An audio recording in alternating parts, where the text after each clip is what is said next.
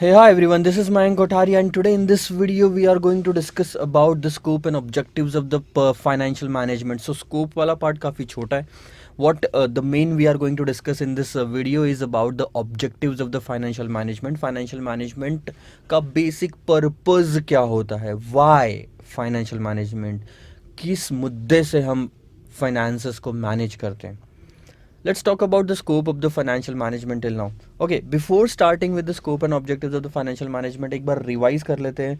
हमने देखो 5 चीज़ें देखी अभी तक. एक तो introduction, meaning, evolution, function and importance. ये 5 चीज़ें देखी. सबसे पहले हमने देखा था introduction of the financial management, जिसमें मैंने बोला था acquisition of the funds, sources of finance. ठीक है, उसके बाद इसको अलोकेट करना, इन्वेस्टमेंट डिसीजंस. उसके बाद हमने देखा था ये डिविडेंड डिसीजन वाला पार्ट, कि वापस अपने इन्वेस्टर्स को डिविडेंड बांटना. ये इंट्रोडक्शन वाला पार्ट था. उसके बाद हमने meaning and aspects of the financial management देखा था. उसमें 2 डेफिनेशन देखी थी, ये वाली. और उसके बाद में एस्पेक्ट्स में 2 एस्पेक्ट देखे थे. एक कि फंड्स लेके आना और उसको बाद में उसको यूटिलाइज करना. लेके कहाँ से आ सकते हो, इक्विटी, डेट, इंटरनेशनल फंडिंग और बैंक. बैंक में भी फंड बेस्ड और नॉन फंड बेस्ड दोनों था. यूटिलाइज कहाँ करते हो फंड्स को, फिक्स्ड एसेट्स में और वर्किंग कैपिटल में. ठीक है. उसके बाद में हमने क्या देखा, इवोल्यूशन. इवोल्यूशन के 3 फेजेस थी, traditional phase, transitional phase and then the modern phase. So modern phase is currently going on. उसके बाद में हमने देखा इंपॉर्टेंस ऑफ फाइनेंशियल मैनेजमेंट. 6 से 7 पॉइंट देखे हमने इसके अंदर में.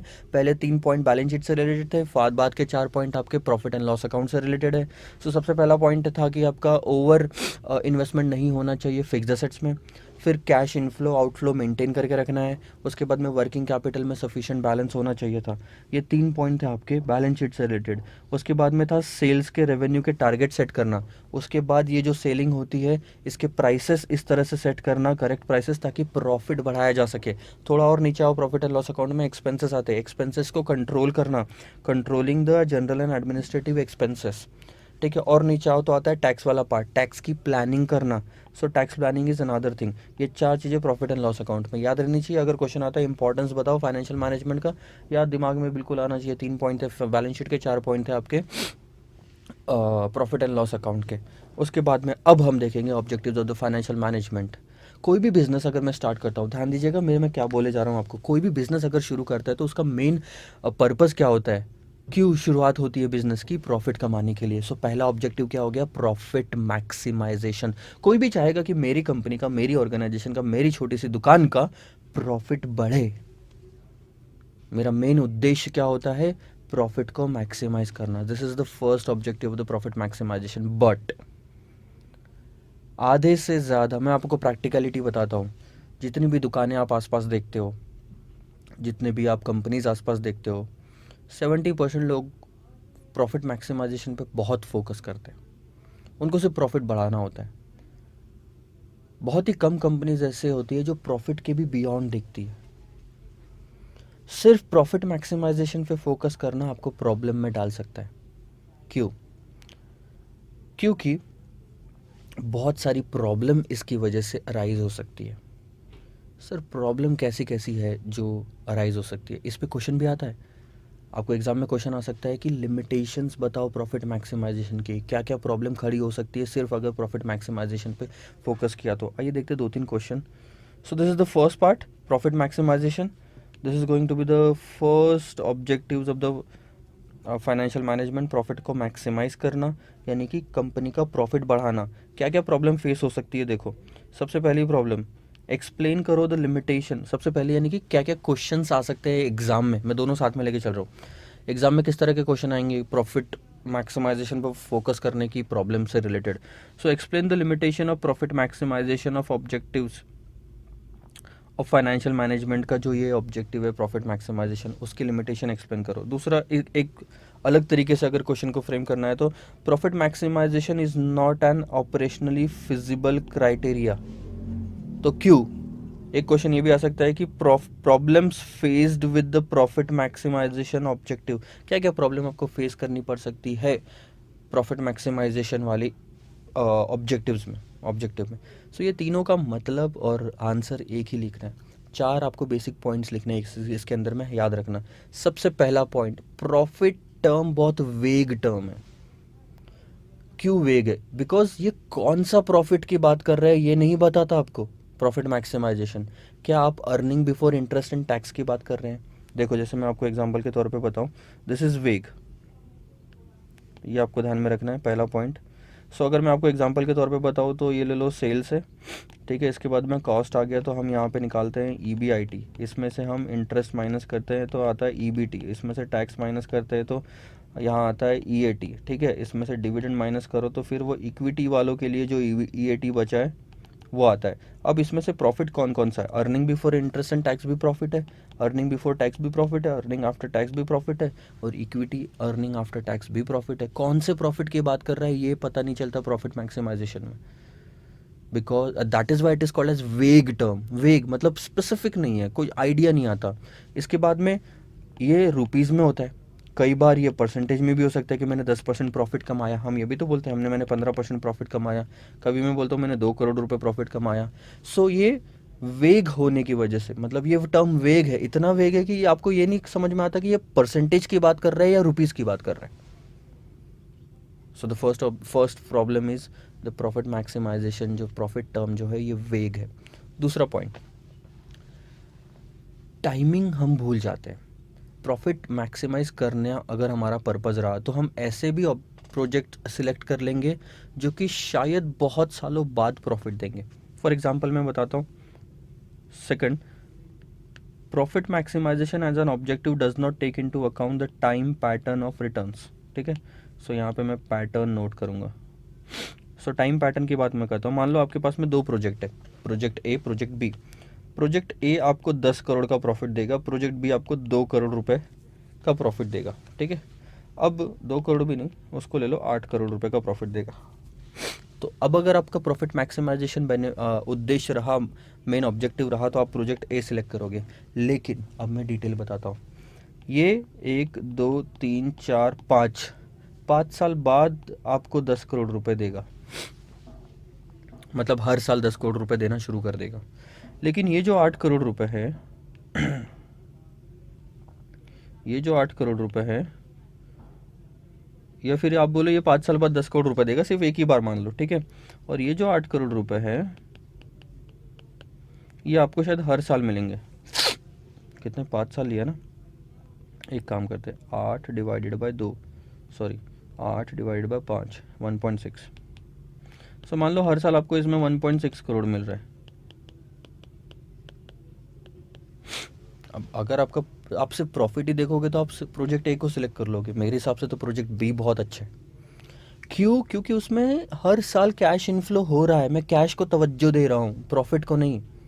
कैश इनफ्लो होते जा रहा है 1.6 करोड़ का, ताकि मेरी कंपनी ऑपरेशनल में ऑपरेट करती रहे, रुकेगी नहीं। 5 साल तक मैं कैश कहाँ से लाऊंगा? एम्प्लॉयज़, रेंट, खर्चे कहाँ से मेंटेन करूंगा जब मेरे को एग्जैक्टली 6वें साल में 10 करोड़ रुपए की कमाई होगी। सो जो टाइमिंग है ना, टाइमिंग का जो पैटर्न है, जैसे इसमें 6 साल बाद मिल रहा है, इसमें हर साल मिल रहा है, ये इग्नोर हो जाता है। तो ये एक बहुत बड़ी प्रॉब्लम है प्रॉफिट मैक्सिमाइजेशन में। फर्स्ट पॉइंट वेग है, सेकंड पॉइंट पैटर्न अलग अलग हो जाता है, तीसरा पॉइंट रिस्क। यही दो प्रोजेक्ट ले लो। चलो मान लो हर साल आपको यहाँ पे 2-2 करोड़ भी मिल रहा होगा। चलो लेट्स टेक एन एग्जांपल, अब अलग से 2-2 करोड़ मिल रहा होगा, ये भी भूल जाओ। कौन सा प्रोजेक्ट सेलेक्ट करोगे? सर अब तो प्रोजेक्ट ए सिलेक्ट करेंगे क्योंकि टाइमिंग पैटर्न तो सेम हो गया, लेकिन आपको प्रोजेक्ट ए का रिस्क भी तो देखना पड़ेगा। एग्जाम्पल के तौर पे बताता हूँ, ये है गोल्ड माइन का प्रोजेक्ट, और ये है let's take an example automobile. बोलने का मतलब है, आप एक काम करो, एक प्रोजेक्ट है, एक एरिया दे दिया मैंने आपको उत्तर प्रदेश में, और मेरे को लगता है कि यार ये जो एरिया है ना, यहाँ पे गोल्ड एक्सप्लोर करने के चांसेस है, एक्सप्लोर किया जा सकता है, यहाँ पे गोल्ड निकलेगा काफ़ी ज़्यादा। अगर गोल्ड निकला तो हर साल 2 करोड़ रुपए का प्रॉफिट है। दूसरा प्रोजेक्ट है, आप सिंपल ये कहीं पे भी ऑटोमोबाइल का इंडस्ट्री डाल दो, बाइक बनाओ, कार बनाओ और बेचो मार्केट में, और उसके हिसाब से अपना आता है कि 1.6 करोड़ में हर साल कमाऊंगा। क्या लगता है कौन से प्रोजेक्ट में रिस्क ज़्यादा है? प्रोजेक्ट ए में बहुत ज़्यादा रिस्क है, क्योंकि अगर गोल्ड नहीं निकला तो ये 2 करोड़ रुपए की कमाई नहीं होगी। लेकिन ऑटोमोबाइल इंडस्ट्री जो है, इसमें कार और आपकी जो बाइक्स है, ये बिकने के चांसेस ज़्यादा है गोल्ड निकलने से। सो ये कम रिस्की है। हो सकता है ये भी रिस्की हो, ऐसा मैं नहीं बोल रहा हूँ कि रिस्क नहीं है, लेकिन कम रिस्की है। अब ऐसे केस में अगर 2 और 1.6 करोड़ ऐसे प्रॉफिट आ रहे हैं जो बहुत क्लोज है, तो मैं तो 1.6 ही चूज़ करूँगा। लेकिन सिर्फ प्रॉफिट मैक्सिमाइजेशन को अगर आप तवज्जो दोगे, इंपॉर्टेंस दोगे या फोकस करोगे, तो आप प्रोजेक्ट ए सिलेक्ट कर बैठोगे, लग जाओ उत्तर प्रदेश में आप गोल्ड माइन, वो माइन में से गोल्ड निकालने के पीछे। मिला तो मिला, नहीं मिला तो नहीं मिला। और मैं कहाँ जाऊँगा? जो प्रॉफिट मैक्सिमाइजेशन को नहीं, उसके बियॉन्ड सोचता है, मैं जो उसके बियॉन्ड सोचता है वो 1.6 करोड़ पे फोकस करेगा कि छोड़ना यार, 1.6 करोड़ मिल रहे हैं यहाँ से, 40 लाख रुपए के लिए इतना बड़ा रिस्क कौन लेगा? This is what. सो तीसरी प्रॉब्लम आपकी आती है कि आप इग्नोर कर देते हो रिस्क इन्वॉल्व्ड। रिस्क जो भी इन्वॉल्व होता है ये इग्नोर हो जाता है प्रॉफिट मैक्सिमाइजेशन में। And the last point is profit maximisation is a narrow term. Narrow यानी बहुत छोटी सी ऑब्जेक्टिव है, छोटा ऑब्जेक्टिव है। बहुत सारी चीज़ें मार्केट में ऐसी है कंपनी चलाने के लिए जो हम इग्नोर कर देते हैं अगर प्रॉफिट मैक्सिमाइजेशन पे तवज्जो दे। क्या ऐसी कौन सी चीज़ें हैं सर? पहली चीज़, क्या किसी भी इंडस्ट्री का, कंपनी का,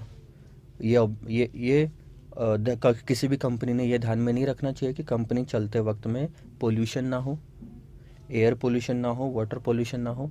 हर कंपनी ने ध्यान में रखना चाहिए ना। लेकिन अगर प्रॉफिट बढ़ रहा होगा मेरा, तो मैं ये सब चीज़ें भूल जाऊँगा। सोसाइटी का वेलफेयर देख रहा हूँ क्या मैं यहाँ पे? नहीं देख रहा हूँ। उसके बाद एम्प्लॉय की सिक्योरिटी देख रहा हूँ, एम्प्लॉय का वेलफेयर देख रहा हूँ। प्रॉफिट बढ़ाने के चक्कर में मैंने एम्प्लॉयज़ को इस तरह से काम पे लगा रखा है, उनकी हालत ख़राब हो रही है, तबीयत ख़राब हो रही है, और रिस्क बना हुआ है कि अगर कुछ ऊपर नीचे हो गया, सेफ्टी नहीं है। कंस्ट्रक्शन के काम में देख लो कितना बड़ा रिस्क होता है, कहीं पे पुल टूट गया, 50 लोग मर गए। ये सोसाइटी, ये एम्प्लॉय वेलफेयर है। एम्प्लॉयज़ के लिए मैंने क्या किया? किसी को ज़रूरत है, किसी दिन वो आ नहीं पाया क्योंकि उसके घर में कोई बीमार था, हॉस्पिटल में एंड ऑल दैट, भर्ती था, आपने क्या किया उनके लिए? अगर आपने तो सिर्फ फोकस किया प्रॉफिट मैक्सिमाइजेशन पे, आपका तो कोई और ऑब्जेक्टिव नहीं है। और अगर ऐसा है तो आप उस एम्प्लॉय को कुछ देखोगे ही नहीं। You should think beyond profit maximisation. So profit term बहुत ही नैरो है, छोटा है। इसके अलावा भी हज़ार चीज़ें हैं जो एक रिस्पॉन्सिबिलिटी होती है किसी भी कंपनी की, और वो चीज़ें उसने करनी चाहिए। 4 प्रॉब्लम मैंने आपको बताया प्रॉफिट मैक्सिमाइजेशन से रिलेटेड। आपको जो याद रखना है वो बहुत ही सिंपल। पहला, सबसे पहला, वेग। मैं यहाँ पे लिखूँ, सबसे पहली बात वेग टर्म है। सेकंड, पैटर्न, जो टाइमिंग है अलग अलग। Third, risk. And fourth is narrow.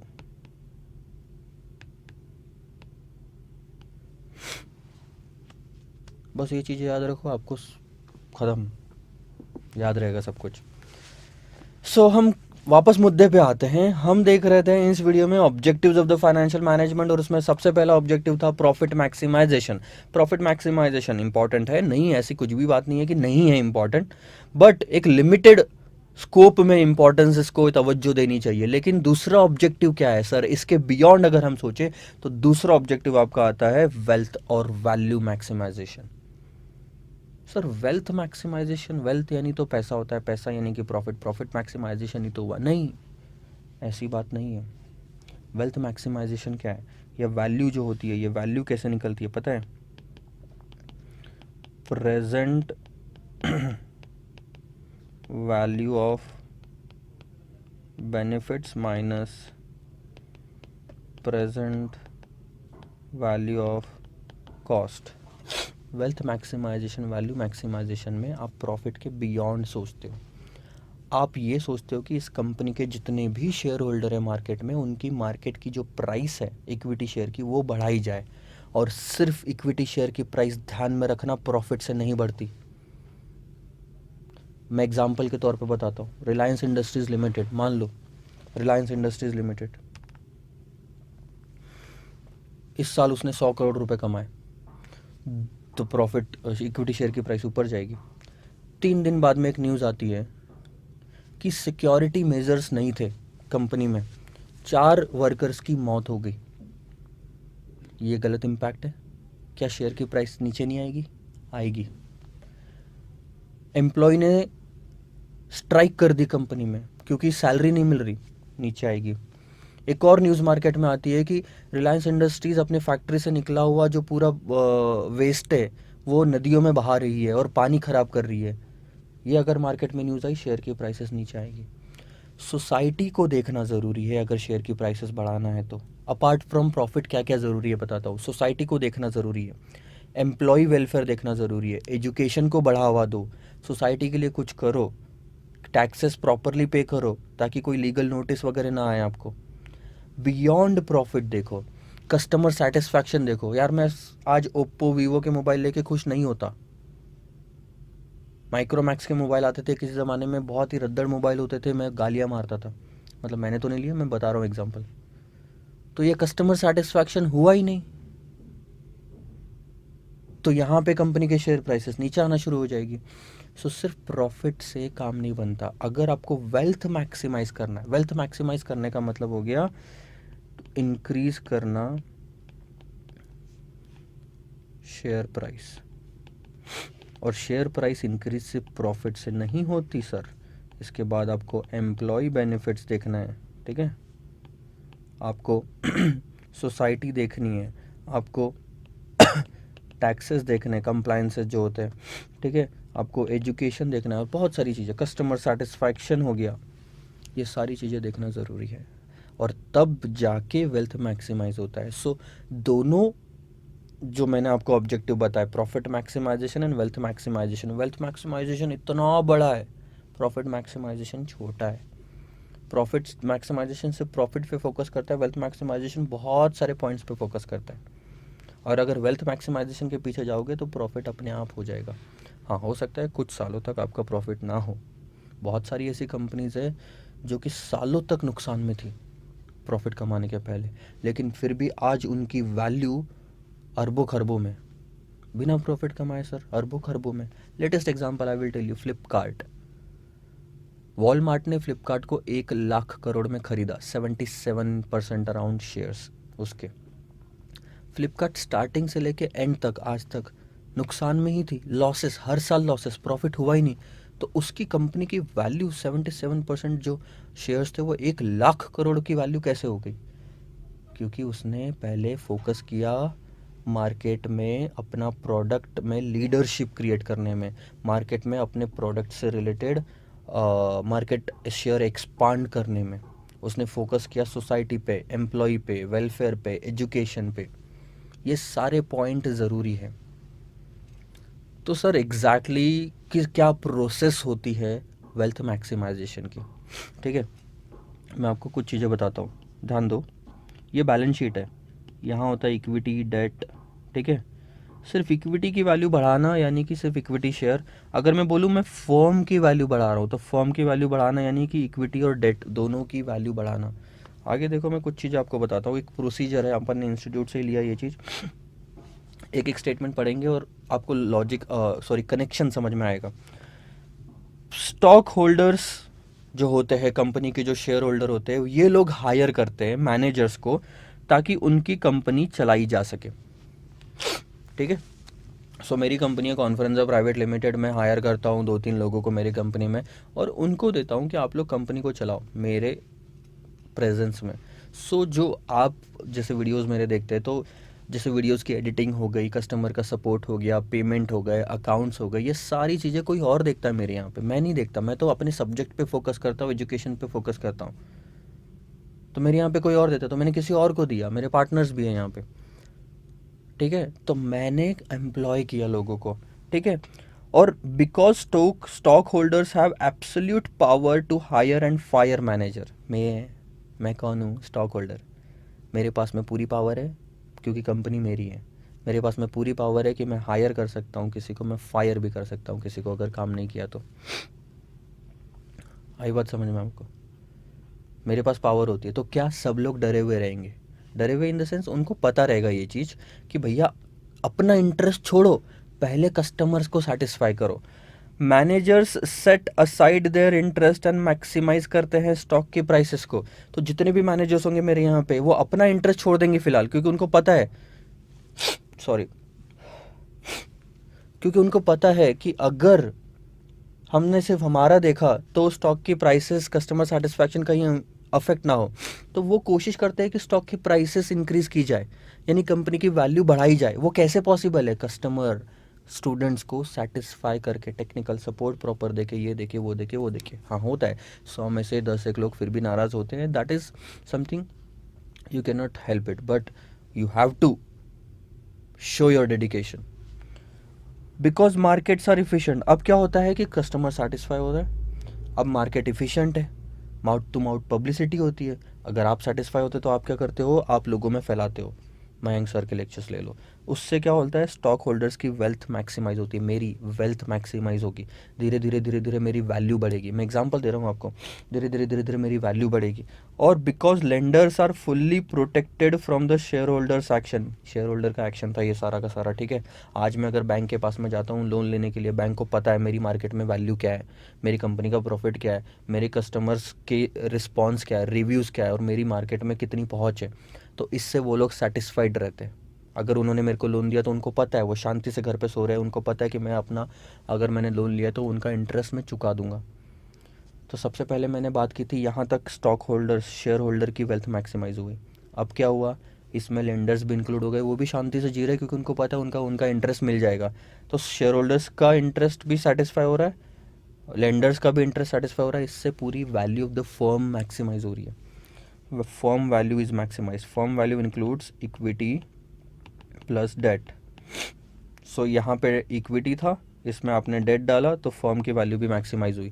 अब फर्म की वैल्यू मैक्सिमाइज होती है because there are no cost created for the society, ठीक है। अब ये सब मेंटेन करने में मैंने कहीं पे भी सोसाइटी को हैम्पर नहीं किया, मैंने एयर पोल्यूशन नहीं किया, मैंने वाटर पोल्यूशन नहीं किया, मैंने एम्प्लॉयज़ को भी, एम्प्लॉय वेलफेयर के लिए भी मैंने सैलरीज प्रॉपर टाइम पे इंक्रीज़ की, उनको प्रॉपर टाइम पे छुट्टी दी, ठीक है। Everything I maintained in my office, in my in the conference private limited. तो सोसाइटी को कहीं भी नुकसान नहीं हुआ। हम लोगों ने चैरिटी के लिए बहुत सारे एजुकेशन, छोटे छोटे बच्चे जो लोग अनाथ है, इन लोगों को भी डोनेशन वगैरह दिया, बहुत सारी एक्टिविटीज़ करवाई। तो सोसाइटी के लिए मैंने सिर्फ बेनिफिट ही क्रिएट किया, कॉस्ट कहीं क्रिएट नहीं किया, मैंने नुकसान नहीं किया कभी भी सोसाइटी का।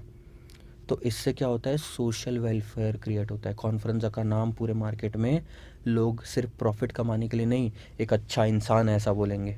चलो मेरी बात छोड़ो, आपको नहीं पता होगा, टाटा मोटर्स ले लो, रतन टाटा की आज आप रिस्पेक्ट करते हो, क्यों? क्योंकि उसने सबसे ज़्यादा पैसे कमाए? नहीं, क्योंकि उसने लोगों के लिए क्या किया। जब ताज होटल, ताज में जब आग लग, सॉरी आग बोलता हूँ, जब टेररिस्ट अटैक हुआ था उसके बाद जितने भी लोग उस पर उससे अफेक्ट हुए थे, रतन टाटा ने उनके लिए क्या किया, उनके घर वालों के लिए क्या किया, ये सबको पता है। This is called as social welfare. इससे कंपनी की वैल्यू बढ़ती है। So the entire value of the Tata Motors है, टाटा, सॉरी टाटा मोटर्स नहीं बोल रहा था, रतन टाटा की company, so the Tata group जो भी है, उसकी वैल्यू बढ़ती है। This is a classic example जो टेररिस्ट अटैक हुआ था। सो इससे सोसाइटल वेल्थ भी मैक्सिमाइज होता है। तीन चीज़ें मैक्सिमाइज कराई, पहले इक्विटी, फिर इक्विटी में डेट डाल दिया तो value of the firm maximise हुई। और इन सब की वजह से कहीं पे भी आपने अगर कॉस्ट नहीं इनकर की या कॉस्ट नहीं क्रिएट किया सोसाइटी के लिए, तो फिर आपका सोशल वेलफेयर भी मैक्सिमाइज होता है। These are the important things. आओ देखते हैं आगे। सो स्कोप एंड ऑब्जेक्टिव्स ये सारे थे। कुछ चीज़ें हैं अभी भी जो मैं आपसे डिस्कस करना चाहता हूँ कि सिर्फ ये तो बेसिक था, objectives of the financial management. दो तरह के ऑब्जेक्टिव्स होते हैं सर, क्या लिखना है उसमें? Profit maximisation. प्रॉफिट मैक्सिमाइजेशन का मतलब लिखोगे कि भैया कोई भी फर्म जो होती है, ऑर्गेनाइजेशन जो होती है, उसका मेन मुद्दा तो यही होता है कि प्रॉफिट कमाना है। अगर प्रॉफिट कमाते रहेगी तो आगे बढ़ पाएगी, तो सैलरी वैलरी सब पे कर पाएगी। लेकिन सिर्फ प्रॉफिट ही ऑब्जेक्टिव होना गलत बात है, ये भी आपको लिखना पड़ेगा। फिर उसके अंदर क्या प्रॉब्लम आती है सर? चार प्रॉब्लम आती है। बहुत वेग टर्म है, पैटर्न भूल जाते हैं, रिस्क भूल जाते हैं, और बहुत नैरो टर्म है। तो यहाँ से फिर हम मुद्दे से आगे बढ़ते हैं और दूसरा ऑब्जेक्टिव देखते हैं, क्या? Wealth maximisation. So wealth maximisation का मतलब क्या होता है? सोसाइटी के लिए करना, एम्प्लॉयज़ के लिए करना, एजुकेशन के लिए करना, चैरिटी के लिए करना, टैक्स के लिए करना।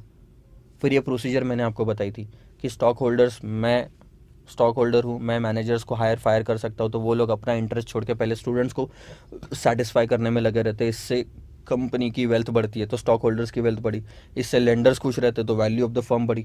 वैल्यू ऑफ द फर्म बढ़ी, सोसाइटी के लिए कोई कॉस्ट क्रिएट नहीं हुई, तो सोशल वेलफेयर बढ़ा। ये सब पॉइंट आपको उसमें लिखना है। इन सब के अलावा भी जो छोटे छोटे गोल्स होते हैं कंपनी के, सिर्फ यही दो ऑब्जेक्टिव नहीं होते छोटे, और अगर आप डीप में जाओ तो कैसे होते हैं? कंपनी के ऑब्जेक्टिव क्या होता है कि ग्रोथ रेट बढ़नी चाहिए। देखो मैं आपको कुछ कुछ बताता हूँ यहाँ पे। Other goals of an organisation, अगर क्वेश्चन एग्जाम में आता है कि ये दो ऑब्जेक्टिव को छोड़ के अदर गोल्स बताओ ऑर्गेनाइजेशन के क्या होते हैं, तो ये सारे पॉइंट आपको लिखना है। ठीक है, क्या क्या गोल है ध्यान दो। एक तो हायर ग्रोथ अचीव करना, achieving higher growth rate, company ने ग्रो करना चाहिए। इस साल अगर 10% कमाया, सॉरी 10 करोड़ कमाया किसी कंपनी ने, तो अगले साल 12 करोड़ कमाना चाहिए, उसके अगले तो ये 20% की ग्रोथ हो गई। फिर ये ग्रोथ रेट आपकी अचीव होती जानी चाहिए। इसके बाद लार्जर मार्केट शेयर, कोई भी कंपनी ये चाहेगी, जैसे कि एग्जांपल बोलूँ मैं, अमेज़ॉन ले लो। सो ऑनलाइन मार्केट में अमेज़ॉन का बहुत बड़ा शेयर है, तो वो चाहेगी कि मेरी ग्रोथ रेट भी हायर हो, वो चाहेगी कि भैया मेरा मार्केट शेयर सबसे ज़्यादा हो, वो चाहेगी कि प्रोडक्ट्स जो मैं बेच रहा हूँ उसमें मेरी लीडरशिप हो। ठीक है, so market in terms of products and technology, so products और टेक्नोलॉजी के टर्म में लीडरशिप होनी चाहिए। जैसे फेसबुक ले लो, फेसबुक, इंस्टाग्राम, व्हाट्सएप ले लो। सो चैटिंग के लिए जो व्हाट्सएप यूज़ किया जाता है, लीडरशिप है मार्केट में, जो प्रोडक्ट वो मार्केट में लेके आया है। टेक्नोलॉजी और लीडरशिप, प्रोडक्ट के केस में उसकी लीडरशिप है व्हाट्सएप की। फिर प्रमोटिंग एम्प्लॉय वेलफेयर, आपको एम्प्लॉयज़ को भी देखना ज़रूरी है, कस्टमर का सेटिस्फैक्शन देखना ज़रूरी है, कम्युनिटी लाइफ, एजुकेशन को सपोर्ट करना, रिसर्च को सपोर्ट करना, सोसाइटल प्रॉब्लम्स सॉल्व करना। ये अपार्ट फ्रॉम ऑर्गेनाइजेशन चलाने के लिए पॉइंट हो गए। ये 3-4 जो पॉइंट है, ये प्रॉफिट नहीं देंगे आपको डायरेक्टली सोसाइटी के लिए या एम्प्लॉयज़ के जब आप देखते हो, लेकिन इनडायरेक्टली आपकी ग्रोथ ज़रूर अचीव करवाएंगे। So these are the things related to the profit maximization and wealth maximization। दो objective finally, profit maximisation and wealth maximisation, and क्या क्या पॉइंट्स उसमें लिखना है। एक और चीज़ मैं बता दूँ, बहुत सारी कंपनी जैसे कि मैंने बोला उनकी वैल्यू बहुत है, लेकिन उन्होंने जब अपनी कंपनी शुरू की तो पहले 5 सालों तक कुछ भी नहीं कमाया, लॉसेस में थी। जैसे फ्लिपकार्ट तो 10 साल तक लॉसेस में थी।